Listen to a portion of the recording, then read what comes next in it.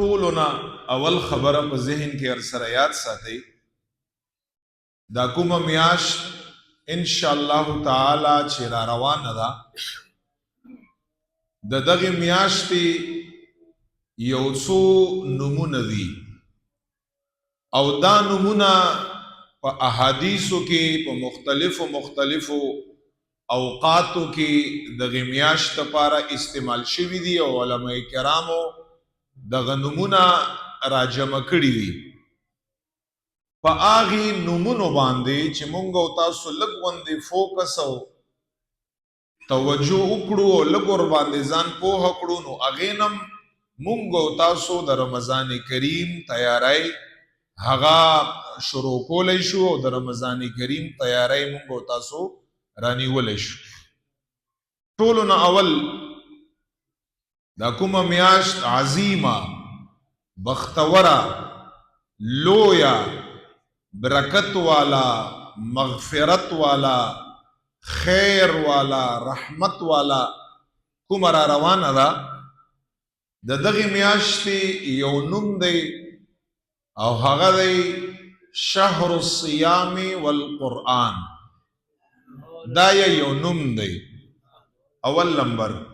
شهر الصیام شهر القرآن یعنی صیام معنا دا را روانه میاشت دا د فرضی روزو میاشت ده شهر القرآن دا را روانه میاشت دا د قرآن حکیم فرقان مجید د نزول میاشتا او په هغې کې د قرآن کریم فرقان حمید د تلاوت میاشتا اوس که په دغه نوم باندې علماء کرام فرمایي شهر الصیام والقرآن که په دې باندې مونږ او تاسو نظر واچو نو مقصد یې دا دی چې زمونږ او تاسو به لومبای تیاری رمضان کریم دپاره څه شي لومبای تیاری بمدای چې زمونږ او تاسو د رمضان کریم د روژو دپاره خپل ځان تیار کړو او د خپل ځان او د صحت د هغې خیال وساتو ځکه چې دا د روژو میاشته نو په کار ده چې مونږ او تاسو یې روژې په ډېر ښه نیت باندې او په اخلاص باندې د الله جل جلاله د خالص د الله د رضا لپاره په هغې باندې مونږ او تاسو توجه ورکړو اوس نه چې انشاء الله تعالی چې خیر او عافیتی په یو صورت باندې با مانا د رمضان کریم روژه هغه برانه انشاء الله تعالی نه پاتې کیږي نه برانه خرابیږي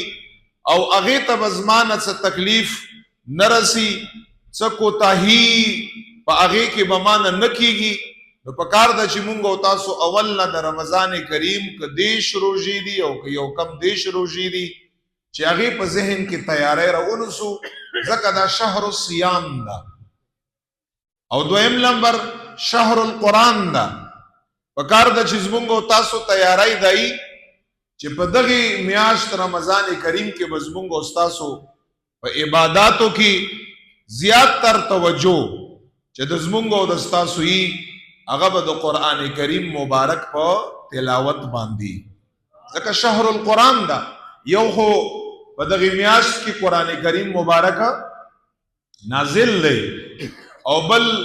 په دغې میاشت کې د کلام پاک او د قرآن مجید ختمونه او د هغې تلاوت امت محمدي صلی الله علیه وسلم په کثرت باندې کوي نو په کار ده چې زمونږ او ستاسو اول نه تیاری په ذهن کې چې انشاءالله په دغې میاشت کې به زه کم از کم 3 ختمونه به کومه یو به په عشره رحمت کې کومه یو به انشاءالله په عشره مغفرت کې کومه او یو به انشاءالله تعالی په اخرنۍ عشره عتق من النار چې په هغې کې الله جل جلاله د طرف نه انسانانو ته د جهنم نه د ازادۍ اعلاني چې ما تاسو جهنم نه آزاد کړئ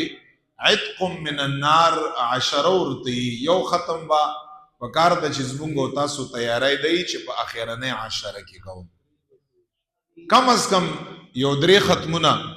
او که چا 15 او د چا 10 او د چا 9 او د چا 8 دا غا بختور خلق دی او ډېره لویه خبره ده ډېره عظیمه خبره ده چې الله جل جلاله چاله توفیق ورکا چاله طاقت ورکا دا ډېره لویه خبره اول فوکس او توجه بزمونږ استاسو